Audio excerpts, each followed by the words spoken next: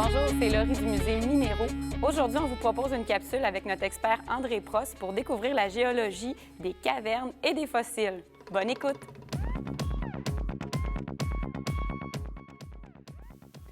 André, dans l'exposition, on parle beaucoup, en fait, de la trouvaille des ossements d'un paresseux géant qui ont été fossilisés. Est-ce que tu peux nous expliquer un petit peu comment ça se passe, la fossilisation? Puis est-ce que c'est juste pour des animaux que ça se passe?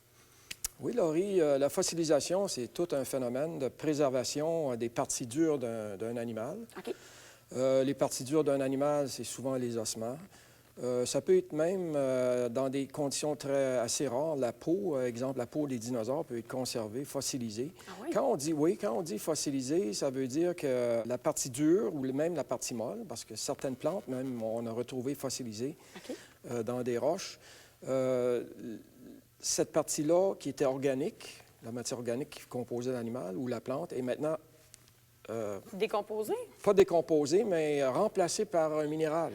Ah, c'est minéralisé, dans le fond? C'est minéralisé. OK. Donc, ça peut être, exemple, ici, si j'ai le cas ici d'un coquillage. Ici, j'ai un coquillage qu'on appelle un céphalopode droit. On voit l'intérieur du coquillage avec sa structure interne, mais la coquille qui est ici n'est plus là. Elle est remplacée par un minéral. Dans ce cas ici, on voit que c'est de la calcite. Et la calcite, si je mets de l'acide dessus, ça va réagir. C'est preuve que c'est de la calcite. Oui, oui. Donc, pour fossiliser, ça prend nécessairement des parties dures. Et dans le cas du paresseux géant, qu'est-ce qui a été trouvé? Ce sont ces ossements. Uniquement ces ossements dans une caverne. Donc, en plus d'avoir des parties dures, ça prend un ensevelissement rapide. Parce que si ce n'est pas enseveli rapidement, il va se décomposer, il va se détruire par l'action des vagues ou par l'action du vent ou le mouvement va faire que les ossements vont se briser et on va perdre le fossile. Mais pour avoir une fossilisation parfaite, ça prend un ensevelissement avec des sédiments ou carrément inondé avec de l'eau rapidement pour conserver la place, le fossile. OK. Donc, l'ennemi des fossiles, c'est l'oxygène. Si moins on a d'oxygène, plus on a de chances de conserver un fossile. Donc, s'il y a de l'air à ce moment-là, on pourrait altérer le processus de Absolument, fossilisation. c'est OK, ça. je comprends. Donc, ça prend un ensevelissement rapide, des parties dures, puis un manque d'oxygène. Avec ces trois composantes-là, on va être capable de fossiliser presque n'importe quoi qui a une partie dure. OK. Et il ne faut pas oublier que la fossilisation, par définition, c'est le remplacement de la partie dure, l'ossement, avec un minéral qui le remplace. Et ce minéral, souvent, c'est de la calcite. Oui, c'est ce que j'allais te demander parce que ça prend quand même différentes formes. Ici, on voit, je pense que c'est un bois pétrifié. Ça, c'est bois pétrifié, un tronc d'arbre, une partie d'un tronc d'arbre qui vient probablement des États-Unis, l'Arizona. Oui. On en trouve là. Et dans ce cas ici, c'est pas de la calcite. On peut même compter les anneaux de l'arbre. Hey, c'est le fun! Mais c'est plus le tronc d'arbre qu'on a là. C'est de la roche, littéralement de la roche qu'on voit ici. Ouais. C'était le tronc d'arbre, mais tellement bien conservé qu'on dirait qu'on est en présence encore d'un tronc d'arbre. Oui, ça a encore sa forme, même on dirait la texture. Là. Oui, exactement. Donc, ici, dans ce cas ici, les anneaux de l'arbre, qui étaient de la cellulose, sont maintenant remplacés par de la silice. Donc, la silice, c'est un autre minéral qui peut remplacer les parties dures, comme la calcite. OK. C'est deux minéraux qui souvent remplacent les parties dures. Dans ce cas ici, le tronc d'arbre, c'était une partie assez dure, mais ici, dans ce cas ici, c'est pas l'os qui a été remplacé, bien sûr, de l'arbre, c'est la cellulose de l'arbre. Chaque cellule a été remplacée par de la silice, à tel point qu'on peut encore voir les anneaux de l'arbre. Mais ça, c'est pas un processus qui se fait en 2 minutes. Là, on parle ici de plusieurs millions d'années pour fossiliser complètement, dans ce cas ici, un tronc d'arbre. Et ici, nous avons des coquillages. Ce sont des brachiopodes. On dirait des coquilles encore conservées, mais ce n'est plus des coquilles. La coquille d'origine n'est plus là. La forme de la coquille est là, mais c'est maintenant de la calcite. OK. Ça, des coquillages comme ça, on en trouve ici. On peut en trouver au Québec, aux chutes Montmorency, entre autres, les chutes Montmorency à Québec.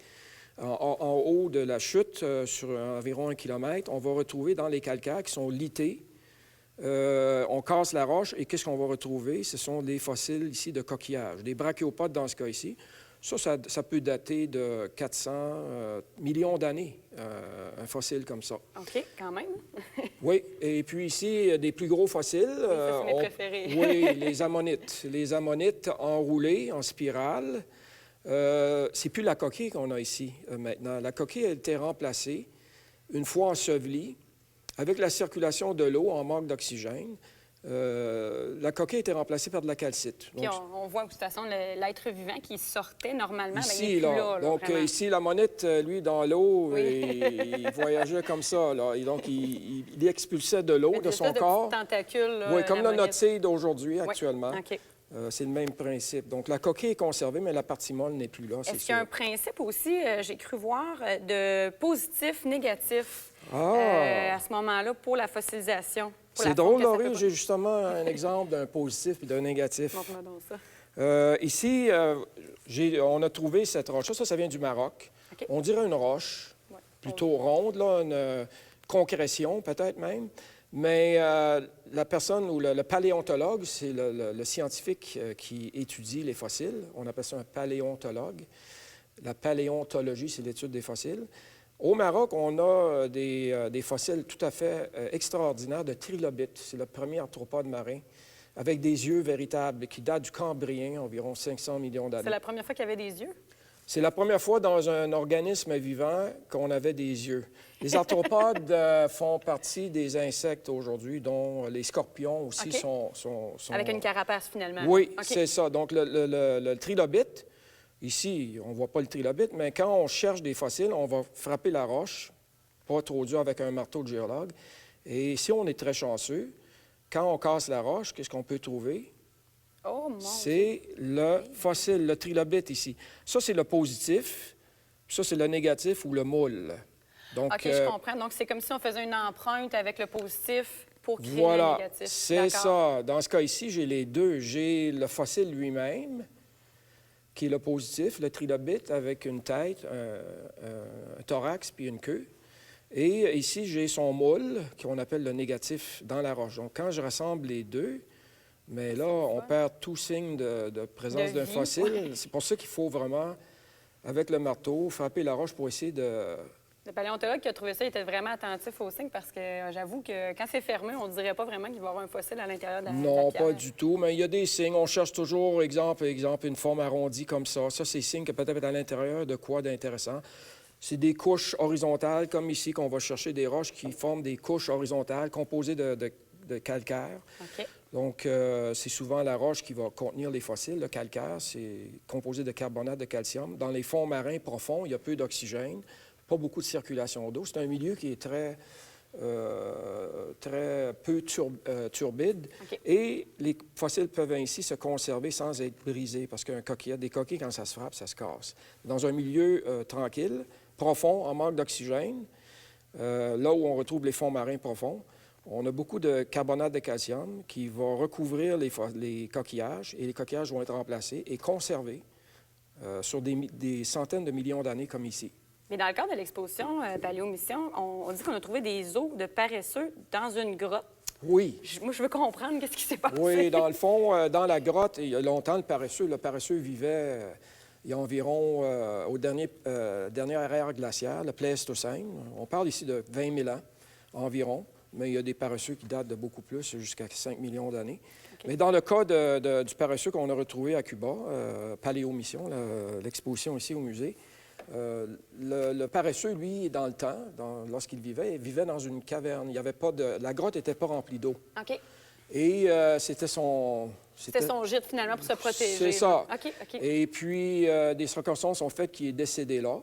Et probablement, qu'est-ce qui est arrivé? Il s'est fait recouvrir. L'eau a envahi la grotte d'une telle façon, ça peut être tectonique, le rehaussement du continent ou l'abaissement du continent fait que l'eau peut envahir la grotte et protéger les ossements du paresseux.